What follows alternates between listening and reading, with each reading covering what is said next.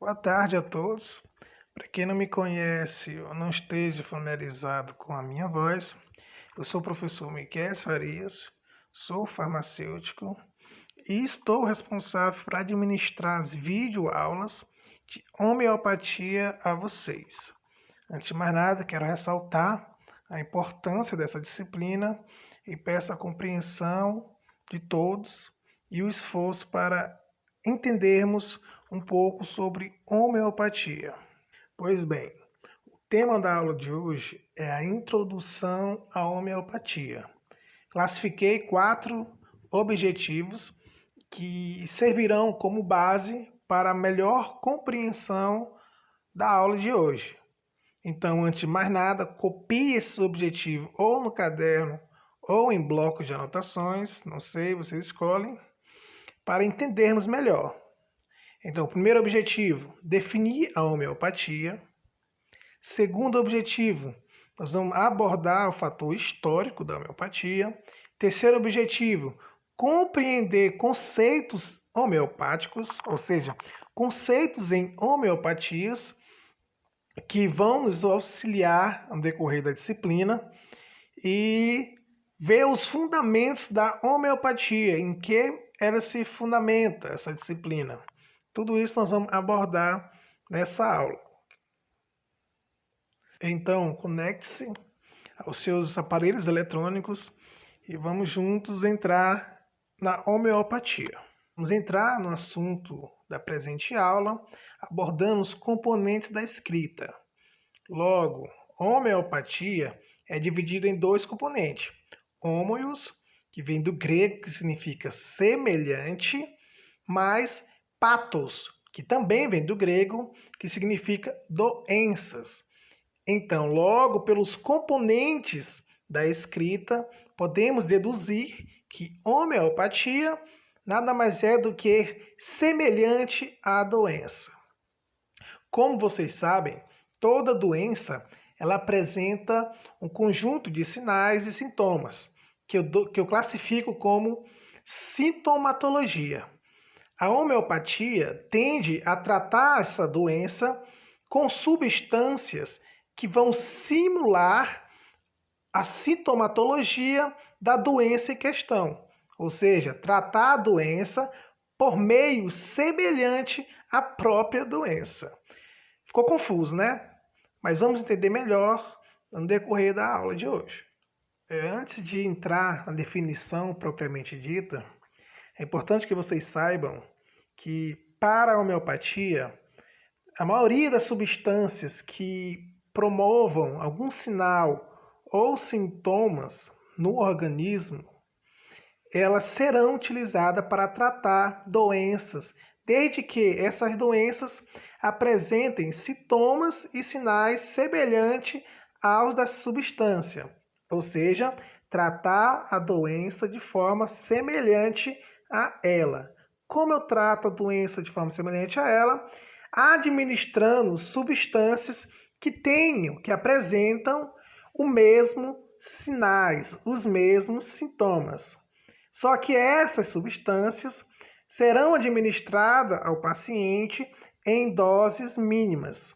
Então, já entrando na definição de homeopatia, nós vemos que a homeopatia é uma prática, uma especialidade médico-farmacêutico que consiste na administração de doses mínimas da substância de acordo com a lei dos semelhantes, para evitar a piora dos sintomas e estimular a reação orgânica na direção da cura.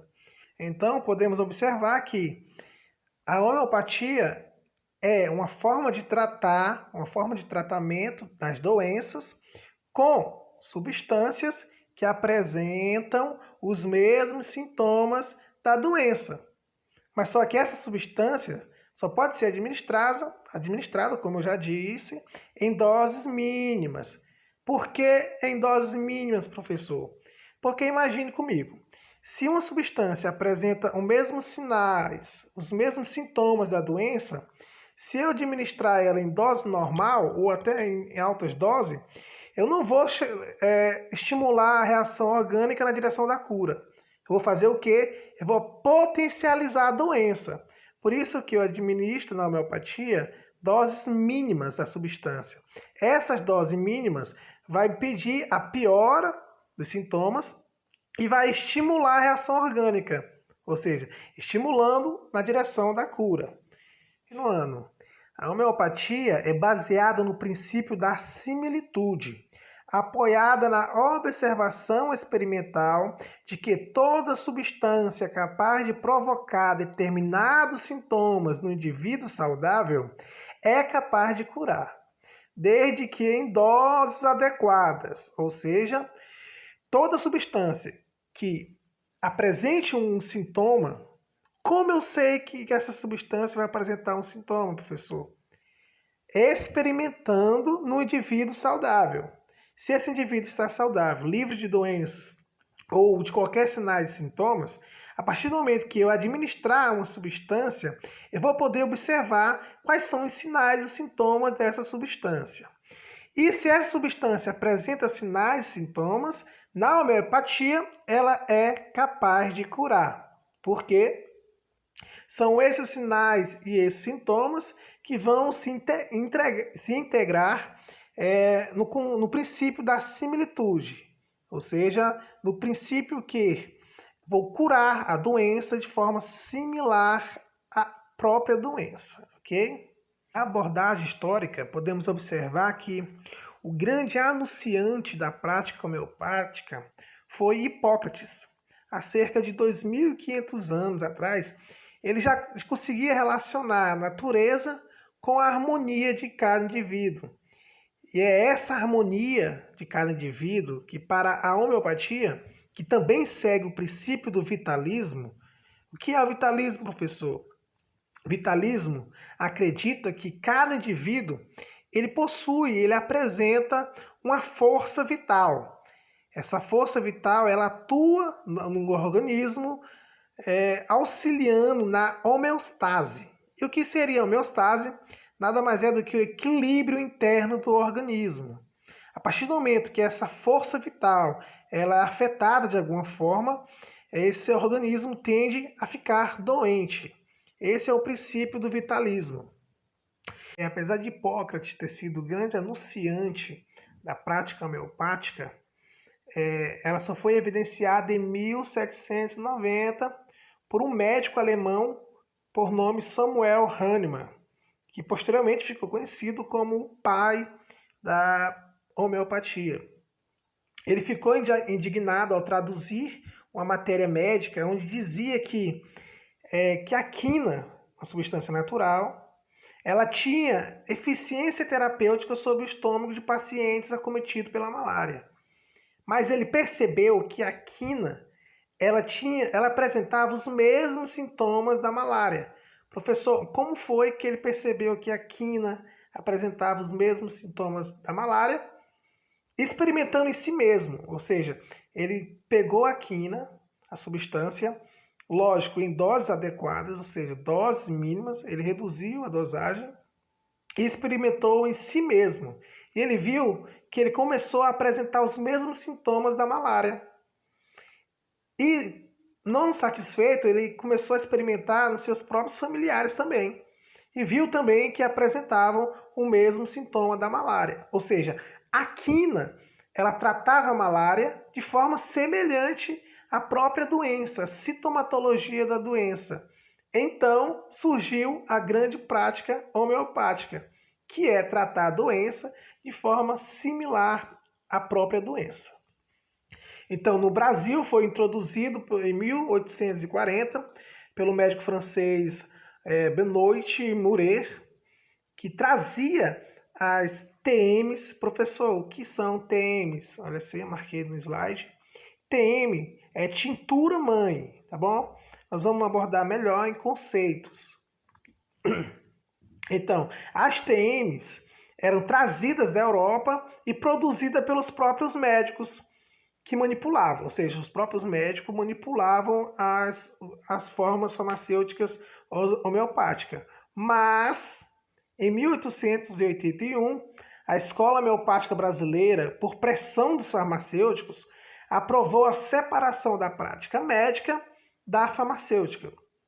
E em 1886, no decreto 9.554, surgiu a lei que dava direito de manipulação apenas do farmacêutico, ou seja, o médico ele indicava o medicamento através do receituário e apenas quem poderia produzir esse medicamento, manipular esse medicamento, passou a ser o farmacêutico. Então, qual é o único profissional que pode manipular o medicamento?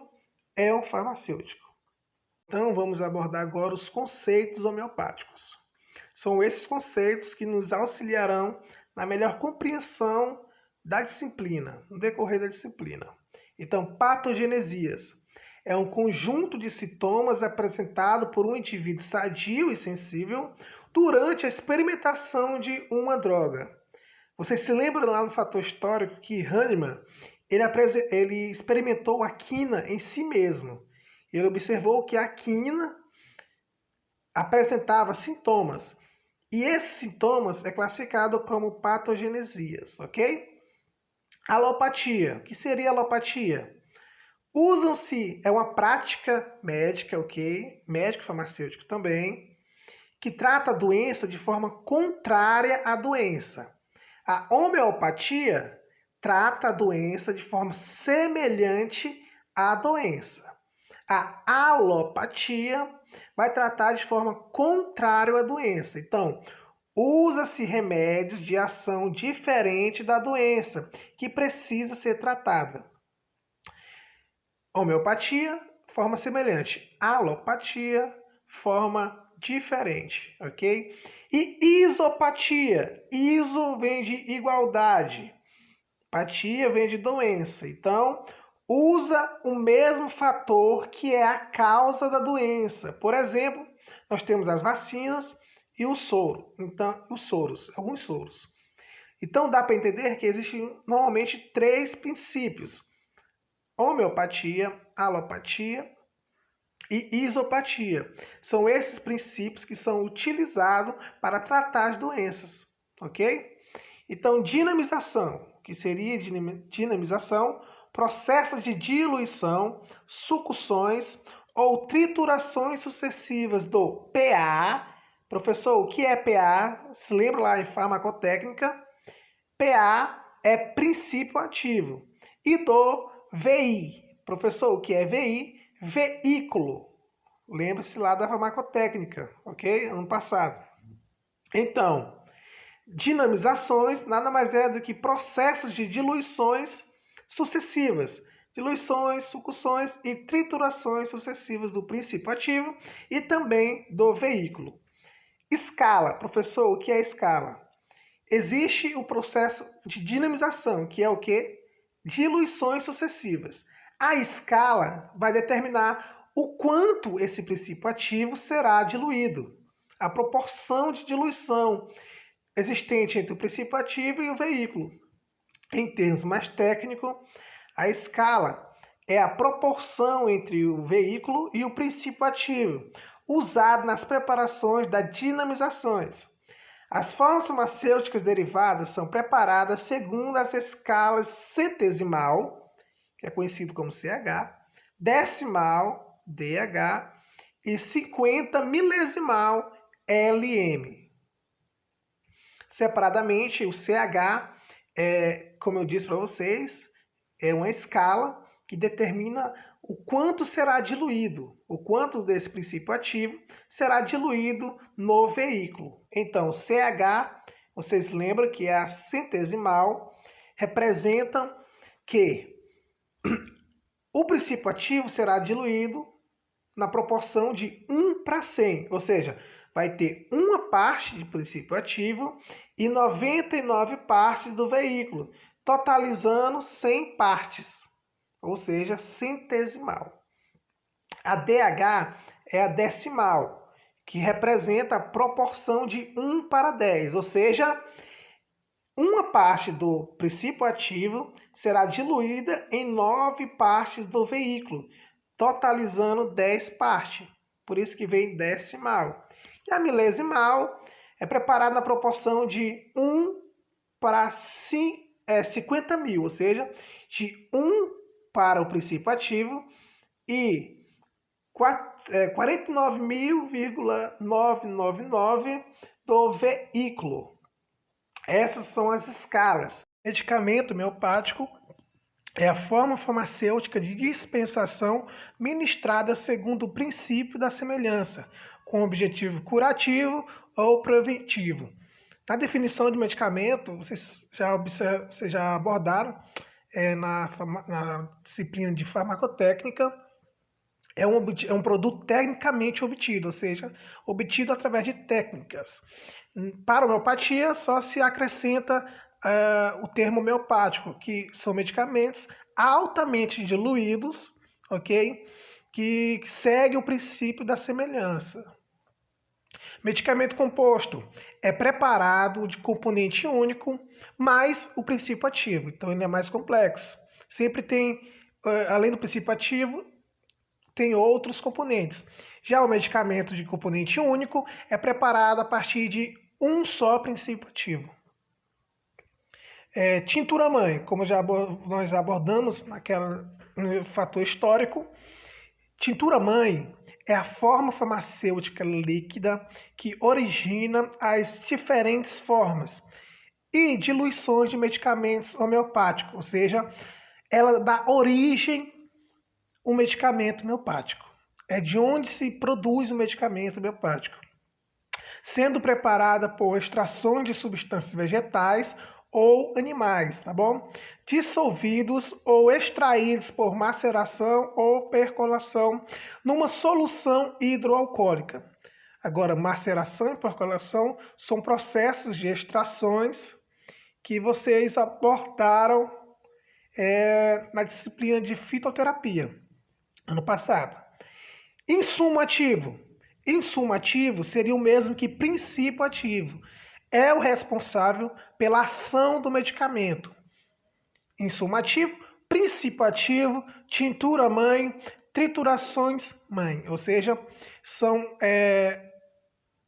é o fator responsável, é o componente responsável pela ação farmacológica, tanto do medicamento convencional, medicamento alopático, quanto com o medicamento homeopático, ok? Insumo inerte são os recipientes ou os veículos utilizados, que pode ser álcool, nas mais variadas concentrações, e outra diluição, como água destilada, pode ser um insumo inerte, glicerina, lactose, e entre outros. Ou seja, o insumo inerte ele serve para auxiliar o insumo ativo. Por que é insumo inerte? Porque em contato com o organismo, junto com a formulação, o insumo inerte ele não vai ter ação farmacológica, e sim o insumo ativo. O insumo inerte ele pode ter alguma atividade dentro da forma farmacêutica, ou seja, dentro daquele comprimido, dentro daquele xarope. Mas dentro do organismo ele não vai apresentar ação farmacológica. Ele vai servir apenas para auxiliar o princípio ativo. Potencial.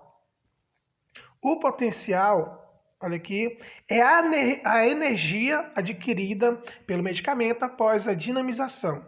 Então, para a homeopatia, acredita-se que quanto mais o medicamento ele esteja diluído, maior será o seu potencial de chegar à cura, de levar à cura. A matriz é como se fosse um insumo ativo de estoque para a preparação de medicamentos homeopáticos ou forma farmacêutica derivada, ou seja, como se fosse o princípio ativo armazenado, dá-se ao nome de matriz. Vamos encerrar com a aula de hoje, tá bom? Fundamentos vai ser o assunto da nossa próxima aula, fundamentos homeopáticos. E acompanhe, faça os exercícios e até a próxima aula.